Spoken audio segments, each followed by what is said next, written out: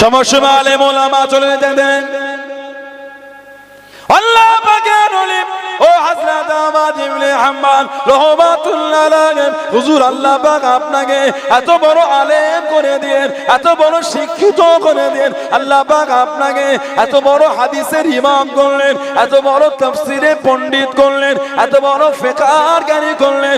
আপনি কেন ইনা দরবারে বসে গেলেন? উনি তো আপনার কাছে গিয়ে বসে থাকবে, উনি তো আপনার দরবারে গিয়ে বসে থাকবে।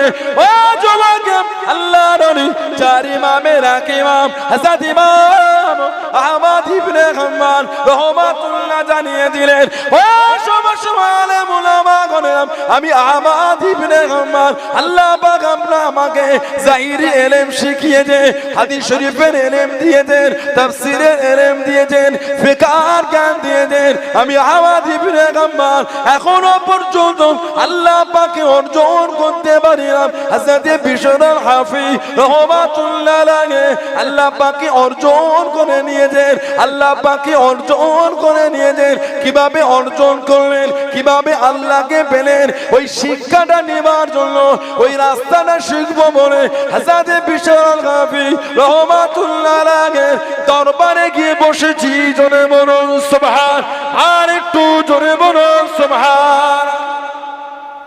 10 লক্ষ হাদিসের হাফেজ ইমামে আহমদ ইবনে হাম্বল বিশর আল হাফি হুজুরের কাছে বসতেন। কে বিশর আল হাফি?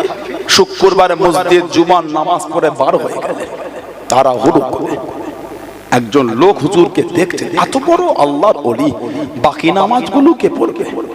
সবাই হুজুরের নাম করে, দেখে যায় কোথায় আজকে মসজিদ থেকে বার হয়ে কিছুটা হেঁটে গিয়ে কাবাবের দোকান থেকে কাবাব কিনেছে। ওহ, নামাজ পড়তে পড়তে মানে কাবাব খাওয়ার ঝোঁক হয়েছে, ওই জন্য বাকি নামাজ না পড়ে কাবাব খেতে বার হয়ে গেছে।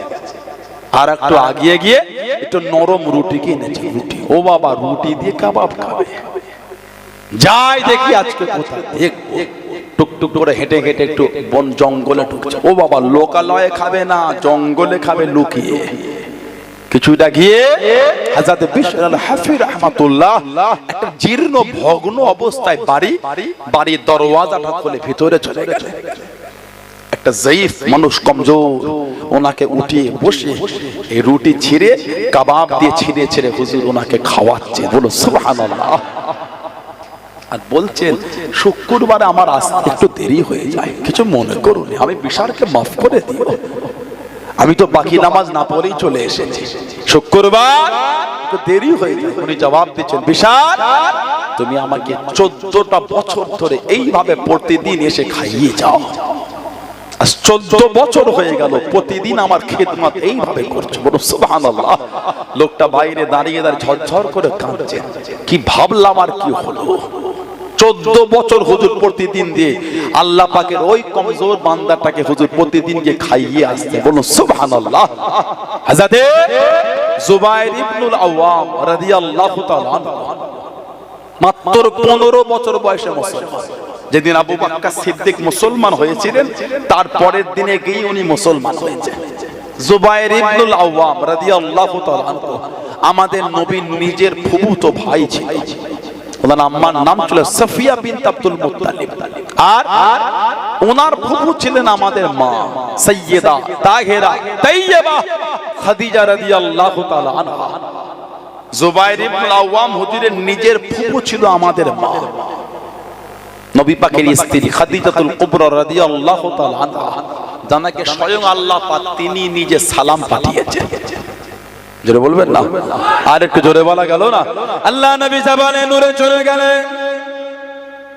ও যুবক, আল্লাহ নবী জাবালে নূরে উঠে গেলেন। আল্লাহ নবী হেরা গুহা চলে গেলেন, যে গুহার মধ্যে সর্বপ্রথম কোরআন শরীফ নাযিল হয়ে গেল। ইকরা বিসমি রাব্বিকাল্লাযী খলাক। আল্লাহ নবী জাবালে নূরে উঠে গেলেন। আল্লাহ নবী গারে হেরা চলে গেলেন। আম্মা জান হযরত খাদিজাতুল কুবরা রাদিয়াল্লাহু তাআলা আনহা বুক টেনে কষ্ট করে পাথর ধরে জুড়ে জাবালে নূরে উঠে যেতেন, জাবালে নূরে চলে গিয়ে আল্লাহ নবীকে খাদ্যখানা পৌঁছে দিলেন, খাদ্যখানা আগিয়ে দিলেন।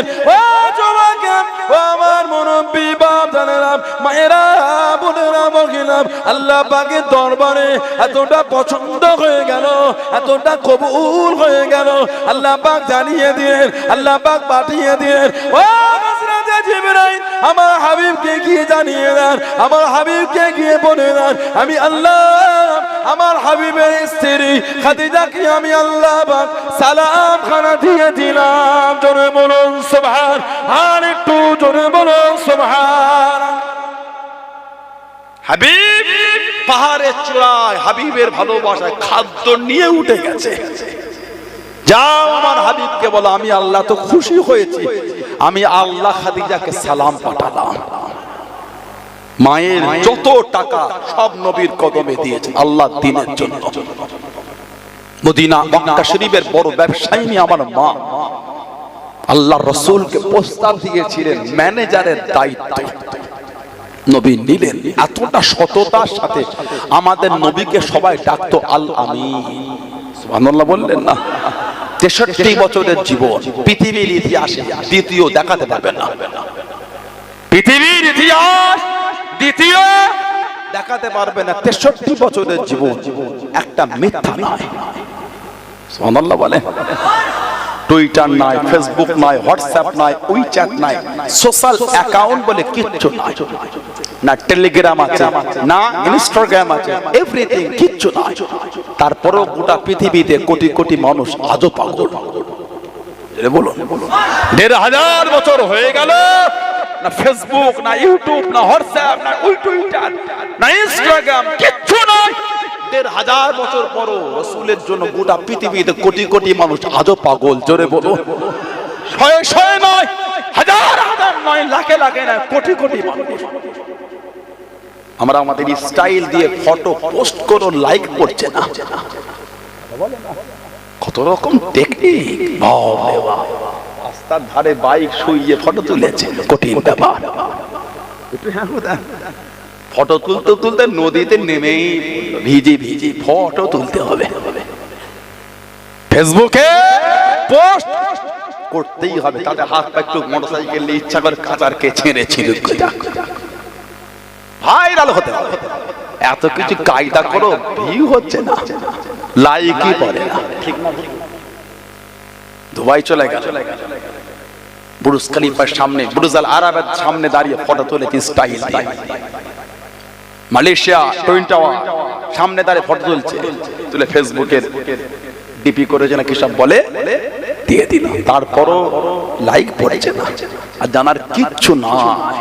তারপরও গোটা পৃথিবীতে কোটি কোটি মানুষ পাগল। মুহাম্মদ আল আমিন, জোরে বলুন সুবহানাল্লাহ সাল্লাল্লাহু আলাইহি ওয়াসাল্লাম। 63 বছরের জীবনে মিথ্যা বলে কিছু নাই।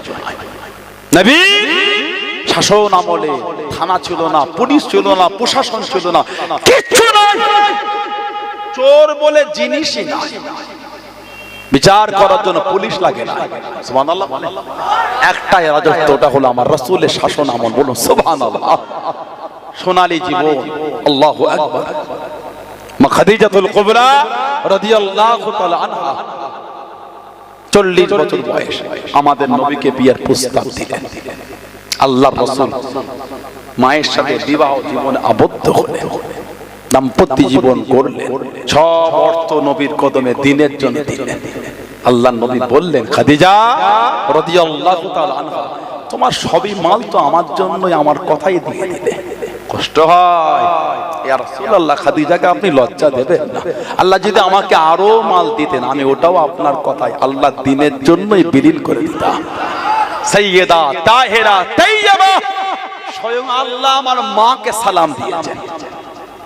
নবীর যত আওলাদ সব মা খাদিজা রাদিয়াল্লাহু তাআলা আনহা থেকে যত আওলাদ আমার নবীর, ছেলে আর মেয়ে যা এসেছে, খালি একজন আমার নবীর আওলাদ হযরত ইব্রাহিম রাদিয়াল্লাহু তাআলা আনহু। খালি উনি এসেছেন হযরতে মা মারিয়া কিফতি রাদিয়াল্লাহু তাআলা আনহা থেকে, বাকি নবীর যত ছেলে মেয়ে সব মা খাদিজা রাদিয়াল্লাহু তাআলা আনহা থেকে। জুবাইর ইবনুল আওয়াম ওনার নিজের ফুফু ছিল।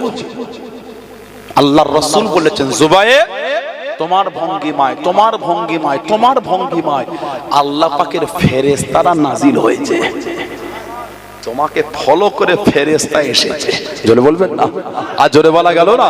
আল্লাহ নবী ইসলামের প্রথম যুদ্ধে চলে গেলেন। ও জওয়ান, ও আমার মুরব্বি বাপ দাদা মায়েরা বোনেরা মহিলা, আল্লাহ নবী ইসলামের প্রথম যুদ্ধে বার হয়ে গেলেন। আল্লাহ নবী দ্বিতীয় যুদ্ধে চলে গেলেন, বদরের যুদ্ধে চলে গেলেন। আল্লাহ নবী 313 জন সাহাবাকে নিলেন। মাত্র দুটি ঘোড়া, মাত্র দুটি ঘোড়া, একটা ঘোড়া বিনে হযরত জুবাইর ইবনুল আওয়াম রাদিয়াল্লাহু তাআলা আনহু হলদে পাগড়ি পরে বসে গেলেন। হলদে পাগড়ি পরে যুদ্ধ করেন, যুদ্ধখানা চালিয়ে যায়, যুদ্ধখানা করে যায়।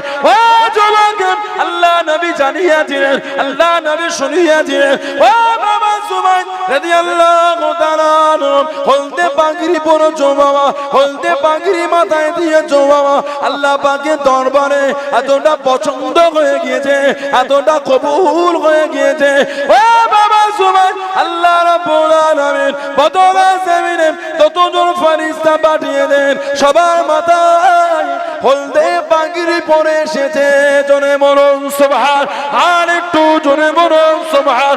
ও বাবা জুবাইর, তোমার ভঙ্গিমায় তোমার ভঙ্গিমায় আল্লাহ পাকের ফেরেশতারা নাজিল হয়েছে। জোরে বলুন সুবহান। তুমি মাথায় হলদে পাগড়ি পরেছো, যত ফেরেশতা বদরে এসেছে সবার মাথাতেই হলদে পাগড়ি। তোমার ভঙ্গিমায় ফেরেশতা এসেছে, বললেন না সুবহানাল্লাহ? এত দবদবা আল্লাহ ওনাকে দিয়েছে, এত ক্ষমতা, একদিকে একা একদিকে 1000, তারপরও জয়ী হয়ে যেতেন। কাফেররা যুদ্ধের ময়দানে গিয়ে বলতো হলদে পাগড়িটা কই, ও তো একাই ময়দান ফাঁকা করে ফেলবে। সুবহানাল্লাহ বলবেন না? এত ক্ষমতা। আশারায়ে মুবাশশিরা, আশার মানে 10, বাশশারা এবার শুরু থেকে মুবাশশির মানে 10 জন আল্লাহর রাসূলের সুসংবাদপ্রাপ্ত সাহাবা। প্রথম সারির প্রথম দিকে নবীর নাম ধরে ধরে বলেছেন জান্নাতি।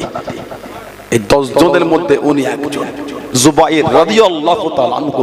নবীর নাম ধরে বলেছেন আপনি জান্নাতি, বলুন সুবহানাল্লাহ। আলহামদুলিল্লাহ, নবীর সব সাহাবারাই জান্নাতি, বলুন না সুবহানাল্লাহ। তারপরও প্রথম সারির মক্কা শরীফের জীবন 10 জনের নাম নবী বলেছেন। এটা জানেন না বলে উম্মতকে গোমরার দিকে ঠেলবে, যেটা জানেন না ওটা আগ বেরিয়ে বলে মানুষের কাছে হাসির খোরাক হতে যাবেন না। আল্লাহ পাক এই সমস্ত ব্যক্তিদের জবান আল্লাহ লাগাম লাগিয়ে দেন, বলেন আমিন। আল্লাহ পাক ফিতনা থেকে উম্মতকে দূরে রাখেন, সকলে বলুন আমিন। আল্লাহ সকলের মধ্যে ভুল বোঝাবুঝিকে মিটিয়ে আল্লাহ হকের উপর সকলকে একসাথে চলা তৌফিক দান করে, বলেন আমিন। জোরে বলেন আল্লাহুম্মা আমিন। হযরত আমর ইবনুল আস রাদিয়াল্লাহু তাআলা আনহু, খালিদ বিন ওয়ালিদ রাদিয়াল্লাহু তাআলা, উসমান ইবনে তালহা, তিনজন যাচ্ছে। হযরত খালিদ বিন ওয়ালিদ রাদিয়াল্লাহু তাআলা ইন্তেকালে লাগে বিছানায় শুয়ে কাঁদছেন, আর বিবিকে বলছেন দেখো তো শরীরের মধ্যে এমন কোন জায়গা ফাঁকা আছে কি, দেখো যেখানে তলোয়ারের আঘাত আর তীরের দাগ হতে বাকি আছে। তলোয়ারের আঘাত আর তীরের দাগ দেখো তো। হুজুরের বিবি দেখছে শরীরে এমন কোন জায়গা নাই, আহা, যেখানে তলোয়ারের দাগ নাই আর তীরের দাগ নাই। ঝরঝর করে কাঁদছেন আর বলছেন গোটা শরীরটাই তলোয়ারের আঘাত আর তীরের দাগ, তারপরও শহীদ হলাম না, তারপরও শহীদ হলাম না। বিবি বলছেন কেন কাঁদেন? আল্লাহ যে আপনাকে সাইফুল্লাহ করেছে, আল্লাহ তলোয়ার। জোরে বলবেন না? আর জোরে বলা গেল না? আল্লাহ আপনাকে সাইফুল্লাহ, আল্লাহ তলোয়ার করেছে। আল্লাহ নবীর সামনে চলে গেলেন, আল্লাহ নবীর কাছে দেখি দাঁড়িয়ে গেলেন। আসসালামু আলাইকুম ইয়া রাসূলুল্লাহ, হাবিবাল্লাহ। আল্লাহ নবী সালামে জবাব করে দিলেন, আল্লাহ নবী উত্তর করে দিলেন, ইয়া রাসূলুল্লাহ, হাবিবাল্লাহ, ইয়া রাসূলুল্লাহ, হাবিবাল্লাহ। আল্লাহ পাকের নবী হুজুর বিয়াদি মাফ করুন, গুস্তাখিটা ক্ষমা করুন, হুজুর আমার জন্য দোয়া করেন, হুজুর আমার জন্য দোয়া করেন, আমি যেন শহীদ হয়ে যাই, আমি যেন শহীদ হয়ে যাই। আল্লাহ নবী জানিয়ে দিয়ে, আল্লাহ নবী শুনিয়ে দিয়ে, ও বাবা খালেদ বিন ওয়ালিদ রাদিয়াল্লাহু তাআলা আনহু, তুমি শহীদ হবে না বাবা, তুমি শহীদ হবে না বাবা। ইয়া রাসূলুল্লাহ হাবিবাল্লাহ, হুজুর বিয়াদি মাফ করুন, অমুক সাহাবীকে জানিয়ে দিয়েন বাবা তুমি শহীদ হবে, অমুক সাহাবীকে বলে দিয়েন বাবা তুমি শহীদ হবে। ইয়া রাসূলুল্লাহ হাবিবাল্লাহ, ইয়া রাসূলুল্লাহ হাবিবাল্লাহ, আল্লাহ পাকের নবী হুজুর আমি কেন শহীদ হব না? আল্লাহ নবী জানিয়ে দিলেন, আল্লাহ নবী শুনিয়ে দিলেন, ও বাবা খালেদ বিন ওয়ালিদ রাদিয়াল্লাহু তাআলা আনহু, তুমি হলে আল্লাহ পাকের তলোয়ার, তুমি হলে সাইফুল্লাহ, তুমি হলে সাইফুল্লাহ। আল্লাহ পাক তোমাকে সাইফুল্লাহ করে দিয়েছেন, আল্লাহ পাকের তলোয়ার দুনিয়া কারোর কাছে হারবে না, দুনিয়া কারোর কাছে নত হবে না। ও বাবা খালেদ বিন ওয়ালিদ, তুমি হলে আল্লাহ পাকের তলোয়ার। জোরে বলুন সুবহান, আর একটু জোরে বলুন সুবহান। তুমি আল্লাহ তলোয়ার, তুমি আবার কোথা হারবে? না না, তোমার নসিবে শহীদ নাই। তিনজন নবীর দরবারে গেলেন, মুসলমান হবেন অষ্টম হিজরি। আল্লাহ নবীর কাছে বসে গেলেন খালেদ বিন ওয়ালিদ আর উসমান ইবনে তালহা রাদিয়াল্লাহু তাআলা আনহুমা, দুজন সাহাবা মুসলমান হয়ে গেলেন। বলুন সুবহানাল্লাহ। নবী পাক নূরের হাতটা বাড়িয়ে রেখেছেন। হযরত আমর ইবনে আস রাদিয়াল্লাহু তাআলা এই হাতটাকে টেনে নিলেন। আল্লাহর রাসূল বলে কি ব্যাপার, মুসলমান হবে না? হুজুর বিয়াদি মাপ চাই, মুসলমান হব, তবে আমাকে বলেন হুজুর মুসলমান হলে বিগত জীবনের গুনাহগুলি সব মাফ হয়ে যাবে? আল্লাহর রাসূল বলেছেন যে ব্যক্তি আল্লাহর দ্বীনে ফিরে আসে বা আল্লাহর জন্য হিজরত করে, আল্লাহ পাক দয়াময় দয়া করে তার বিগত জীবনের গুনাহগুলি আল্লাহ সব মাফ করে দেন। মুসলমান হয়ে গেলেন। যতদিন নবী পাকের সোহবত পেয়েছেন, জীবনও কোনোদিন নবী পাকের দিকে চোখটা তুলে তাকায়নি, লজ্জায় চোখ তুলতে পারতেন না। নবী পাকের সোহবতে বসলে চোখটা নিচের দিকে হয়ে যায়, জীবনও নবীর দিকে চোখ তুলে রাখেনি। হযরতে আমর ইবনে আস রাদিয়াল্লাহু তাআলা ওমর ফারুক পাঠালেন ওনাকে মিশর। এক সময় ওনাকে ওমর ফারুক মিশরের গভর্নর করে দিলেন। গভর্নর, ওনার আওলাদ একজন গরিবের আওলাদকে ডেকে বললেন চলো দুজন মিলে ঘোড়ার রেস্ট খেলবো। ঘোড়া রেস, দুজনে ছুটছে, গরিবের ছেলে জয়ী হয়ে গেল। আমর ইবনে আস রাদিয়াল্লাহু তাআলা হুজুরের ছেলে ঘোড়ার পিঠ থেকে নেমে ওনাকে নামিয়ে দুররা চাবুক বেত নিয়ে ওই গরিবের ছেলেকে মেরেছিল। কোমরটা ফেটে রক্ত ঝরেছে। গরিবের ছেলে কাঁদতে কাঁদতে বাপকে বলে আব্বা আমাকে মেরেছে কেন? এই কারণ। চলো, খেলাফতটা চলছে ওমর ফারুকের। ওনার দরবারে গরিব এসে হুজুর আমার ছেলেকে গভর্নরের ছেলে মেরেছে কেন? না হুজুর এই ব্যাপার। হুজুর ডেকে পাঠালেন গভর্নর এবং গভর্নরের ছেলে আসলো, জিজ্ঞাসা করে মেরেছো? হুজুর হুকুম দিলেন এই গরিবের ছেলের হাতে দুররা দাও, বেত চাবুক দাও, দিয়ে বললেন গভর্নরের ছেলেকে গভর্নরের সামনে মারো। গরিবের ছেলে পিটছে। গাসানে বাদশাহ মুসলমান গাসা কাবা শরীফ তওয়াফ করছে বড় জুব্বা পরে পা পর্যন্ত। একটা গরিব মানুষ পিছনে যাচ্ছিল, জুব্বাটা লুটায়, এই পাটা জুব্বালাটা কোণে পড়েছে। গাসানে বাদশাহ ঘুরে টেনে একটা চড় মেরে দিয়েছে। দেশের বাদশাহ গাসানে বাদশাহ গরিব এই চটটাকে ফারুক আজমের দরবারে বিচার, হুজুর গাসানে বাদশাহ আমাকে চড় মেরেছে কাবা শরীফ তওয়াফ অবস্থায়। ডেকে পাঠাই চর মেরেছে? কেন? হুজুর আমার জুব্বায় পা পড়েছে। আপনি বড় জুব্বা পরে এই ভিড়ের মধ্যে তওয়াফ করছেন, আপনার জুব্বাটা তো আপনি সামলাবেন। কেমন জুব্বা পরেছেন? নিচে লুটোচ্ছে লোকের পা পড়ে যায়।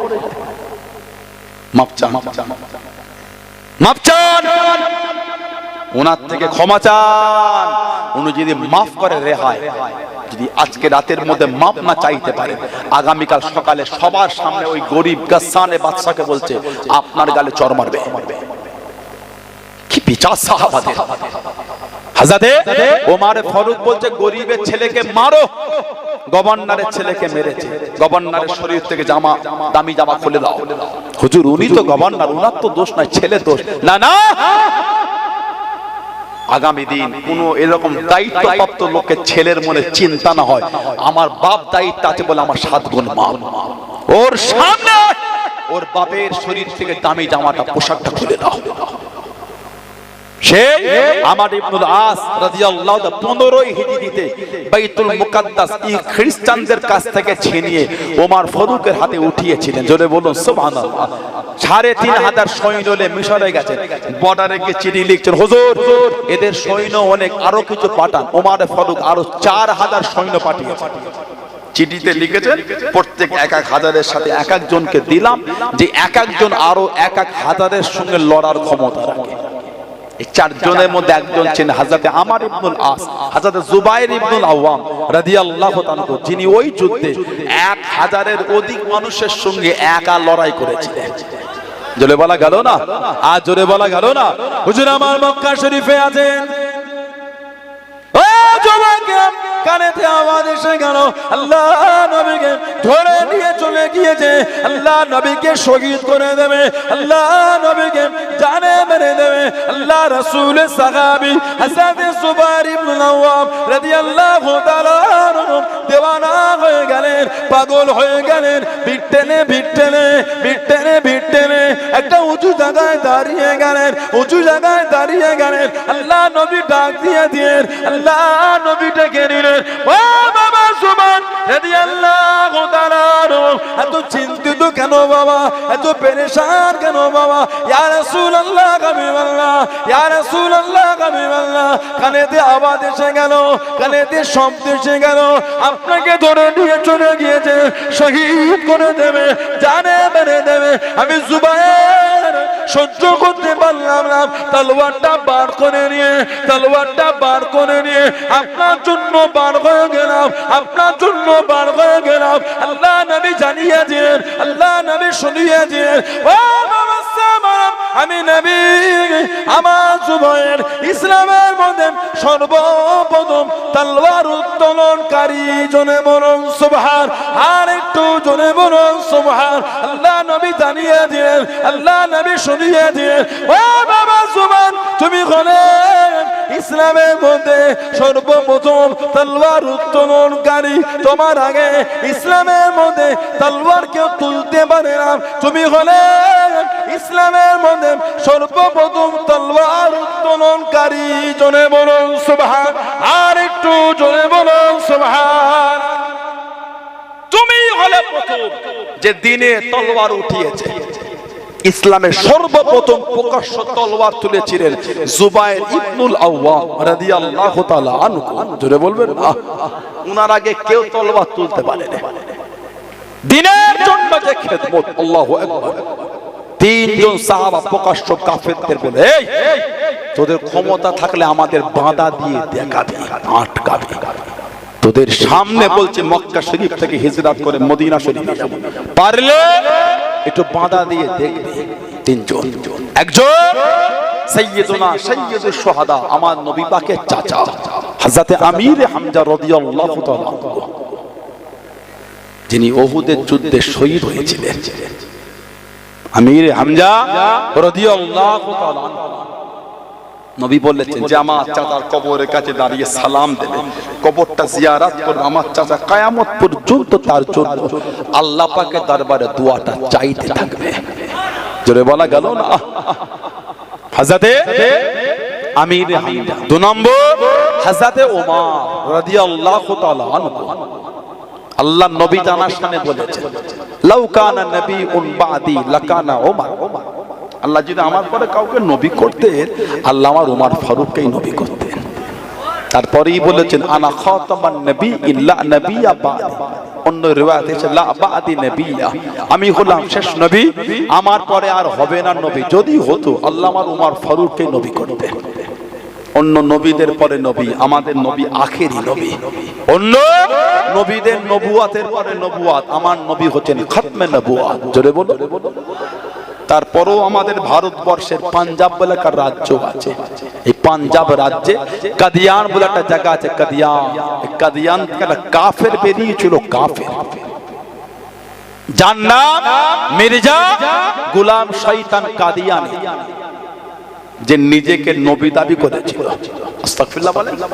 মির্জা গোলাম শয়তান কাদিয়ানী পাঞ্জাবের কাদিয়ান থেকে বার হয়েছিল, নিজেকে নবী বলেছে, নবী। আস্তাগফিরুল্লাহ বলে। যখন আমাদের নবী বলেই দিলেন আমি শেষ, আর হবে কোথা থেকে? যখন নবী বলে আর নয়, আবার হচ্ছে কোথা থেকে? কত কদিন ধরে নেটে দেখছি ভালোই ঘুরছে, পাকিস্তানে একজন মানুষ মোহাম্মদ কাসিম, মোহাম্মদ কাসিম দেখেছেন আপনারা? বলছেন নাকি ইমাম মাহাদি ওটা।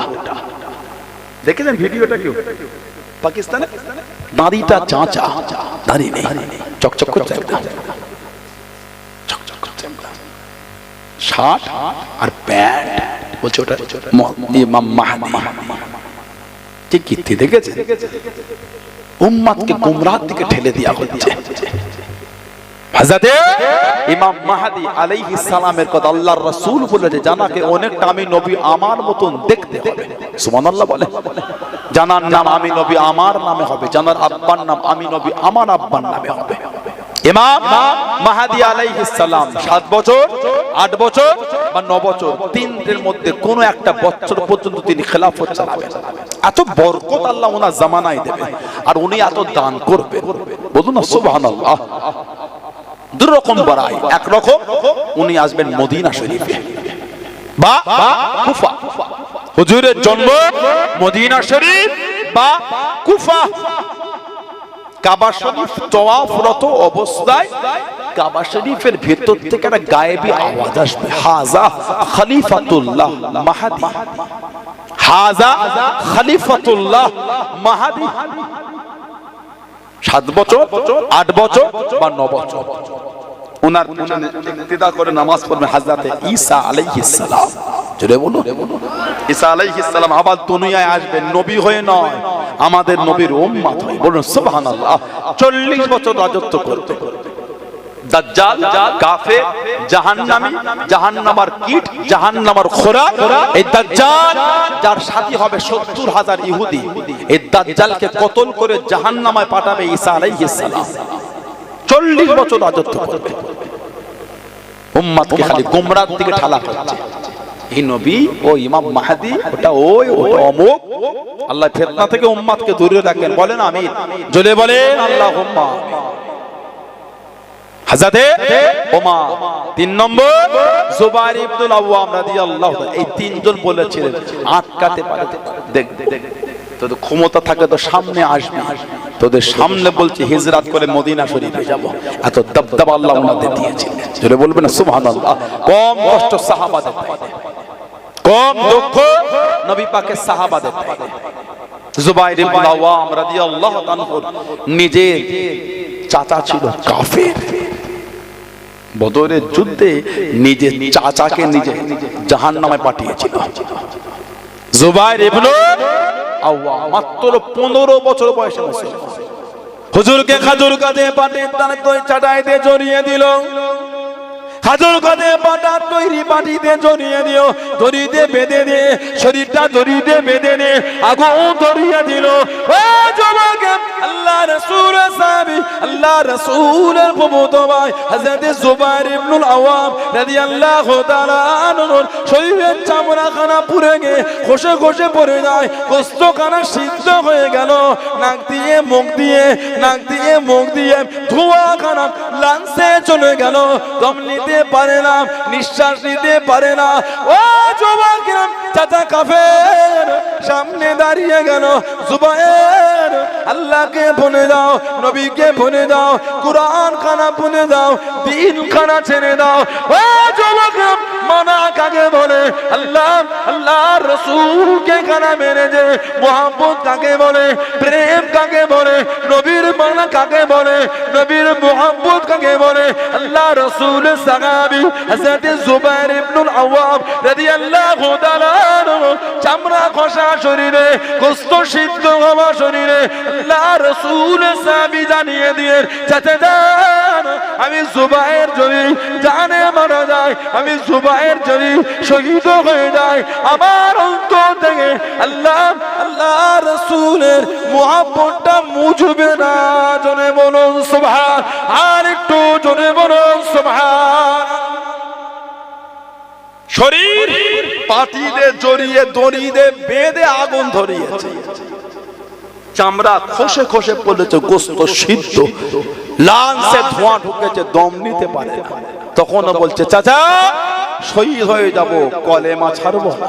চলে বলে এটা মানা, এটার নাম মুহাব্বত। গত পরশুদিন মসজিদটায় গিয়ে মনে হয়েছিল এলাকায় নোংরা কিছু চলে না, মদ স্বপ্নের ব্যাপার, জুয়া বিশ্বাসই করা যায় না, লটারি খবের ব্যাপার, সুদ ভাবনাটা গুনাহ।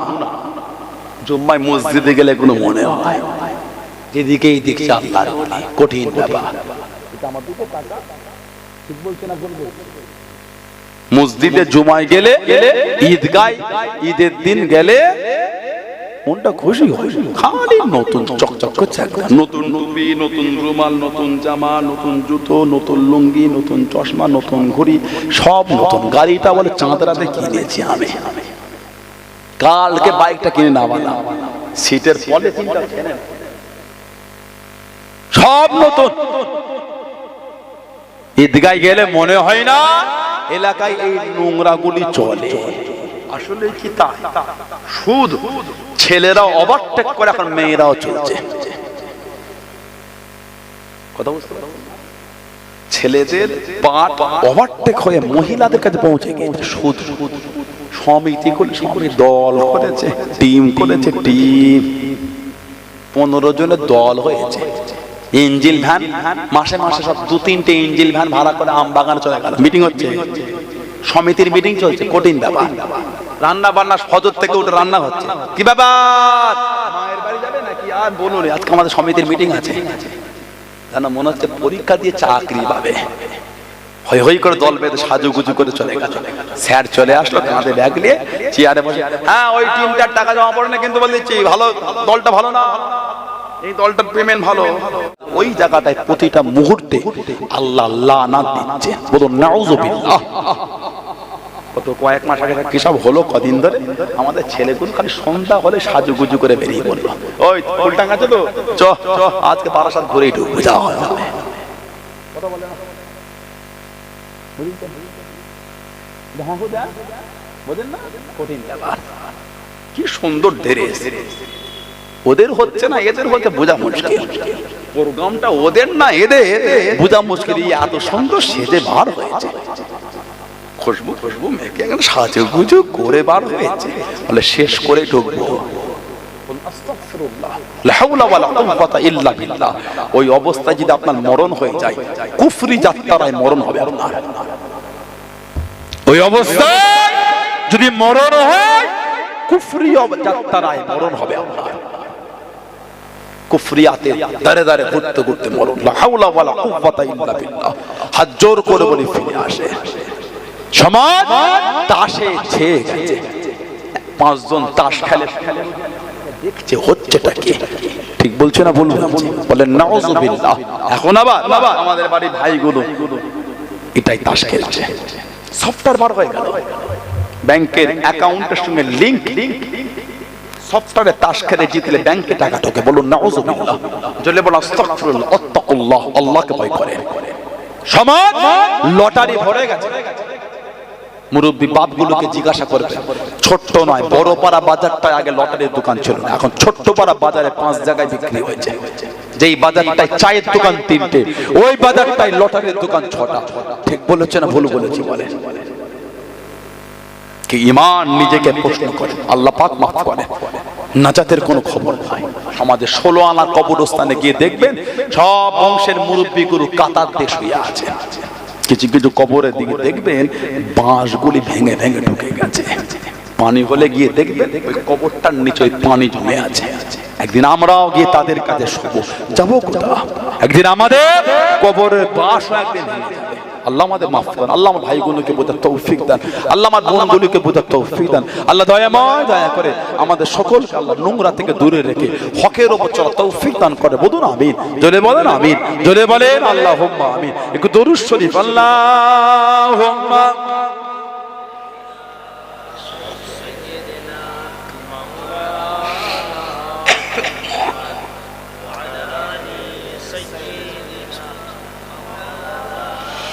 Allahumma salli ala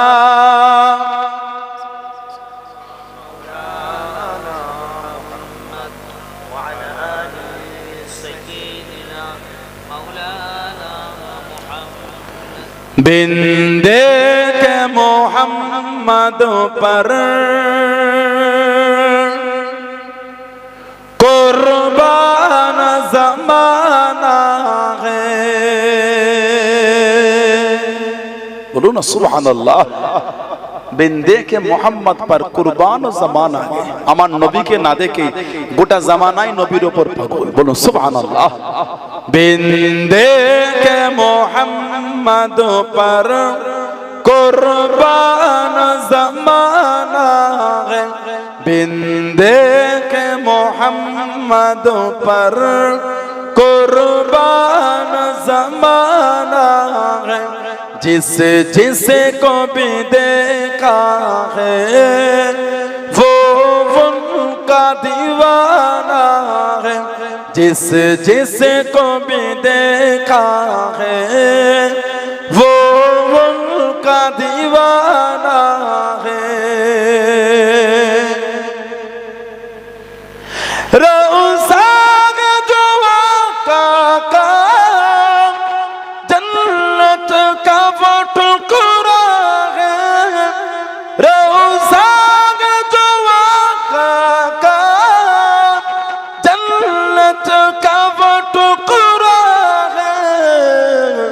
हुजरे में तो अम्मा की रहमत का खजाना है, हुजरे में तो अम्मा की रहमत का खजाना है, बिंदे के मोहम्मद पर कुर्बान ज़माना है, जिस जिसे को भी देखा है वो उनका दीवाना है। उस दिल से बुलंदी पर पहुंची है मेरी किस्मत, उस दिल से बुलंदी पर पहुंची है मेरी किस्मत, जिस दिल से मोहम्मद का होठों पे तराना है। बोलो ना सुभान अल्लाह, जो वाला गालो ना, उस दिन से बुलंदी पर पहुंची है मेरी किस्मत, ওই দিন থেকে আমার কিসমত বুলंद आला मकामे पहुंचे গেছে। কবে? जिस दिन से मोहम्मद का होठों पे तराना है, যেই দিন থেকে আমার জবানে আমার মুখে আমার ঠোঁটে আল্লাহর রাসূলের গুণগান শুরু হয়েছে।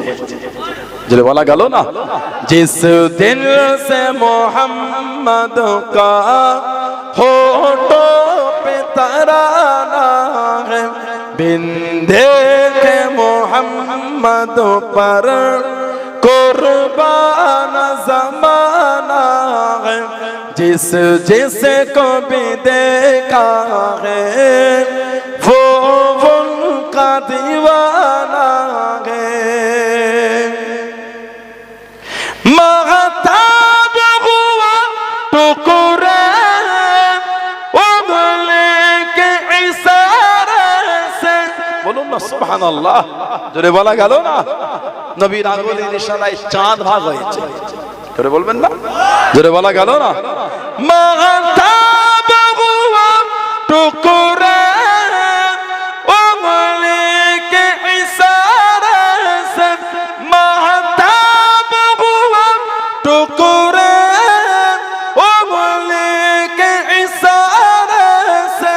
हर मोज़िज़ा आला है, अंदाज़ सुहाना है, हर मोज़िज़ा आला है, अंदाज़ सुहाना है। बिंदे के मोहम्मद पर कुर्बान ज़माना है, जिस जिस को भी देखा है वो उनका दीवाना है। अल्लाहुम्मा सल्ले अला